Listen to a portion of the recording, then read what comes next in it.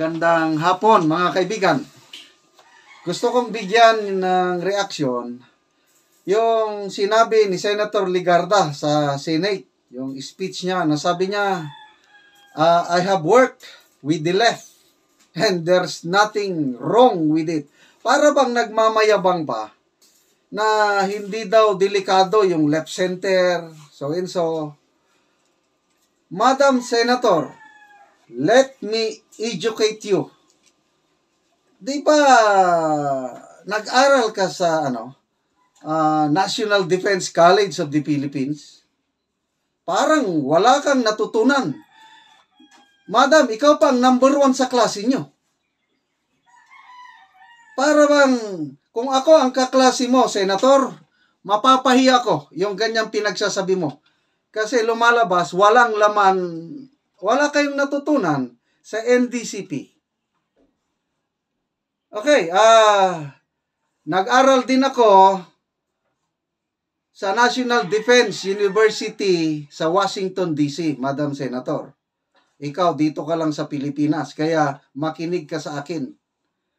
Para hindi mo sabihin na there's nothing wrong working with the left. There's a danger. So, bakit kayo na rin mapakinig kayo, bakit may tinatawag na left, right? Bakit masama ang left? Parang ganon. In reality, hindi naman talaga masama ang left. Okay? Ano ba yung left? Ano ba yung right? Sa napag-aralan ko po, may tinatawag na quadrants of government. Quadrants, 4. So, ang gobyerno, may 4 na klase ng gobyerno. 1, 2, 3, 4. So, makikita natin saan tayo ngayon. Anong quadrant of government tayo? Saang quadrant naman ang gusto ng Communist Party of the Philippines? So, ipakita ko, there is grave danger with working with the Communist Party of the Philippines na hindi ma-realize ni Madam Senator Legarda. So, mag-lecture muna ako ito, may illustration ako dito. Okay, ito yung quadrants of government. Yung vertical line, yan po, it's either dictatorship or sa baba, democracy. Ang democracy, ang power nasa mga tao.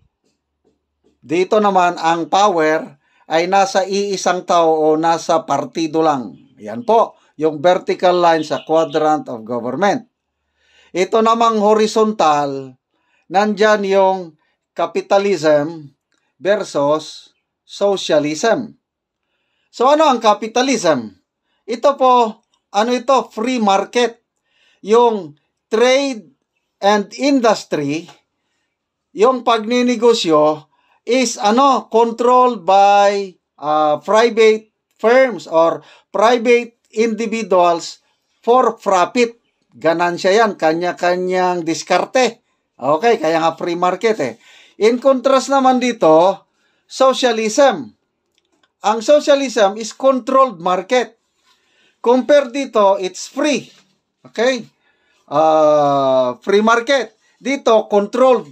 Most often, ang state is controlling the market. Yun po ang kaibahan ng socialism and capitalism. Okay, may ibang meaning ng socialism kung i-relate mo sa Marxism, yung communism. Ito po is a temporary state going to communism. Yun ang hindi napag-aralan ni Senator Legarda. Okay, so saan ang Pilipinas? Dito sa 4 na quadrants na ito. Nandito tayo. Quadrant number 2 tayo. We are a democratic capitalist country. Yan ang Pilipinas. Okay. Noong panahon ng martial law, dahil delikado na ang ating estado dahil sa communism, napunta tayo dito sandali. Nagkaroon ng dictatorship in terms of running the country kasi yung martial law, we need it to save our country from falling into the hands of the communists. Kaya nasubukan natin ito, dictatorship, capitalism. But then, hindi nagtagal, bumalik tayo dito. Dito na naman. From time to time, meron din tayong a little bit of dito, socialism.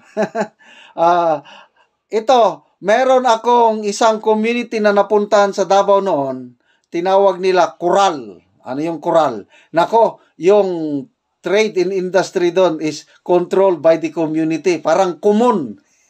Sa Israel, meron silang kibbutz. Ano yung kibbutz? Again, yung collective effort of that community to defend themselves from their enemies, including na rin yung pagtatanim nila, pagkain nila. It's a collective effort. Kaya, socialism yon. Okay. So, anong mga countries ang nandito sa quadrant number 2? Number 1 is USA. Yan, Singapore, Australia, Switzerland, Ireland, Taiwan, UK, Canada. Okay. Dito naman, ito na yung left. By the way, ang socialism, kuminsan, tinatawag ito nga left. Kaya, pag dito ka, nandito ang iyong gobyerno o pamamaraan, leftist ang tawag. Okay. So, hindi naman lahat ng leftist, masama. Kung leftist ka, kailang democratic yung gobyerno mo. The power resides on the people. Madam Senator, there's nothing wrong with working with the left kung mga social democrats yung kakampi mo. Okay.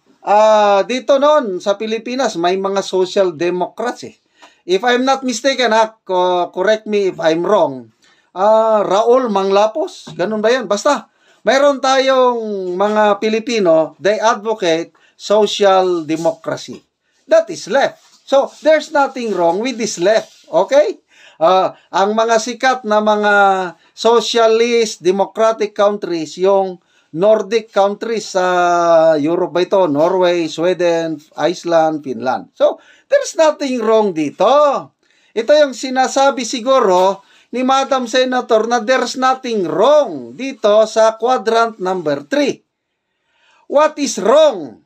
Madam Senator, totally wrong, very dangerous. Kung nandito ka sa quadrant number 4, ito na yung sinatawag na extreme left. Okay. Anong example ito? Diktador, one-man party yan, o one-man rule. Diktador, example, yung Stalin, sino ma yung mga Brezhnev sa USSR noon, Mao Zedong, dictatorship yan. Tapos, socialist sila. Na ito noon, yung USSR, China, Vietnam, they tried this system, itong quadrant number 4, itong ideology nito, they tried their best. Okay? Diktador sila, socialist sila, controlled by the state ang hanap buhay, negosyo, everything, hoping that they will achieve communism. Ano ba yung communism? Yung sinasabi ni Madam Senator na social justice. Magkakaroon ng perfect society na pantay-pantay ang lahat. Which is, kung pag-aralan mo, it's not bad. Meron silang tinatawag na utopia. Ano bang utopia? Yun na rin. Perfect society. Wala nang magnanakaw, wala nang mang-rape, wala nang pobre, kasi pantay-pantay ang lahat. Wow! Ang galing naman! Ang tanong, can it be, is it achievable? Madam Senator, okay. Communism is a big failure kasi ang USSR, Union of Soviet Socialist Republics, nag-disintegrate noong 1991 dahil failure ito. Yung socialism nila napapunta doon, failure yung dictatorship. Wala na. So, dahil failure ang USSR, nag-breakdown. Ang China, breakdown din yan. Vietnam, yan. Dito sila noon. Saan na ngayon ang USSR and other countries na nabilwa? Nandito na, Russia. Diktador pa rin si President Putin, diktador. But dito na, they opened up their economy to capitalism. Okay, China, kaya nga may mga Jollibee, may mga negosyo na, mga American businessman sa China, Vietnam, because they open up their market, free market na sila. Okay? So, tayo ngayon, nandito, ang gusto ni Joma Sison, ang gusto ni Madam Ligarda, okay? Kasi sinusuportahan niya yan eh. Ang gusto niya, babagsak tayo dito. Aalis tayo dito, papunta dito, itong quadrant na ito. Kailang bago tayo babagsak, kailangan muna nilang pabagsakin ang ating gobyerno. Labanan ang armed forces, ang police, true, ito. Ito yung delikado, Madam Senator, dahil yung CPP, mayroon silang armed wing na ang gusto is violent armed struggle. Ito, medyo mataas ito. Ang deaths, mga 100,000 deaths, civilians and 100,000 ang namatay na, Madam Senator. For 53 years. So, ito po ang danger, yung NPA, kasi away dito, patayan. Okay lang sana, Madam Senator, left. Okay. Ang dami namang communist parties all over the world.